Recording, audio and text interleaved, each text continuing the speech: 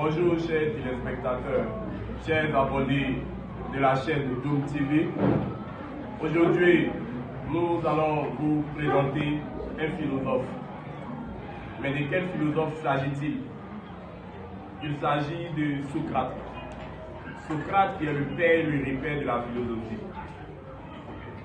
Mais pourquoi nous parlons de Socrate aujourd'hui? Nous parlons de Socrate en ce qui concerne son procès. Et Socrate a été condamné à mort. Et aujourd'hui, nous allons expliquer les circonstances dans lesquelles Socrate a été condamné à mort. Et cette histoire est divulguée par l'un de ses meilleurs disciples en la personne de Platon. Et Platon, en tant que le disciple du maître Socrate, a toujours voulu immortaliser son maître à travers ses œuvres. Et l'œuvre dans laquelle il est question du procès de Socrate est l'apologie de Socrate. Les événements se déroulent dans la période antique, environ 500 ans, 400 ans avant l'avènement de Jésus-Christ. Socrate va être condamné à mort. Pourquoi? Parce qu'il a commis 2 crimes. Et les crimes sont les suivants. Le premier crime est relatif à la corruption de la jeunesse. Et le deuxième crime est relatif à son identité en tant qu'un philosophe impieux. Et ces 2 crimes se déploient à travers une triplesse de chefs d'accusation. Le premier chef d'accusation est le renoncement, la non-reconnaissance des dieux grecs de la cité. Le deuxième chef d'accusation est la création ou bien l'imposition pour la promotion de nouveaux dieux. Et enfin, le troisième chef d'accusation est la corruption de la jeunesse. Mais il faut dire que dans cette période, Athènes, en tant que l'essence de la civilisation grecque, représentait une ville impérialiste.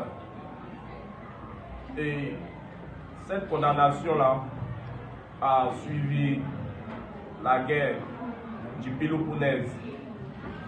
Et cette guerre du Péloponnèse a opposé les Spartiates. Après cette guerre, va s'ensuivre une crise politico-économique et sociale même. Mais on va s'attarder sur la crise politique. Il faut dire que la démocratie n'est pas un régime politique qui a été inventé dans la période moderne quand on parle de la Révolution française. Mais elle a existé bien avant cela. Elle a existé dans la période antique, dans la cité grecque. Et la cité grecque était une cité qui a adopté le régime démocratique. Mais juste après la défaite de la guerre du Péloponnèse, les Grecs ont commencé à critiquer de manière déconstructive le régime démocratique. Et certains grands penseurs comme Alcibiade ont mené cette lutte-là afin d'imposer un régime oligarque. Et quand on parle de régime oligarque, on va sentir que c'est un gouvernement politique dont le pouvoir exécutif est détenu par une famille. Mais quand il est question du régime démocratique, il faut dire que c'est un pouvoir politique c'est un régime politique dont le pouvoir exécutif est détenu par le peuple. C'est le gouvernement du peuple, par le peuple et pour le peuple. Et il va y avoir une crise qui va permettre l'avènement d'un régime oligarque, c'est-à-dire l'oligarchie. Et ce régime oligarque-là va durer seulement 4 mois. Et dans cette crise, on aura une opposition entre les pro-démocrates et les pro-oligarques. Les pro-démocrates vont être nommés à travers ceci, on va les appeler les 5000, pendant que les pro-oligarques seront appelés les 400. Et vous allez voir que les 400, ironie du sort, ils vont faire 4 mois au pouvoir.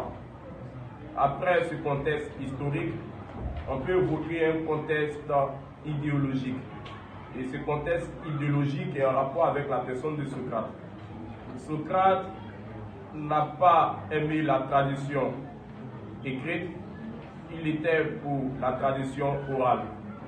Il a toujours aimé la tradition orale, ce qui veut dire que Socrate n'a jamais écrit. Et qu'on reconnaît la philosophie de Socrate grâce à Platon. Et le fait d'utiliser ce système-là, oral, cette tradition orale-là, n'a pas été apprécié par les savants, par les philosophes de cette période, parce que pour eux, un grand savant est un penseur qui écrit, et non pas. Voilà, donc il faut dire que Socrate se faisait appeler dans la cité grecque le thon. Et le thon est un insecte qui suce le sang. Et relativement à cette identité-là, il faut dire que la cité grecque n'était pas trop d'accord avec cette identité, et considérant qu'il avait révolutionné la philosophie en parlant de monde sensible et de monde intelligible. Et le rapport qu'il y a entre le monde sensible et le monde intelligible, c'est le suivant. La philosophie de Socrate est une dialectique.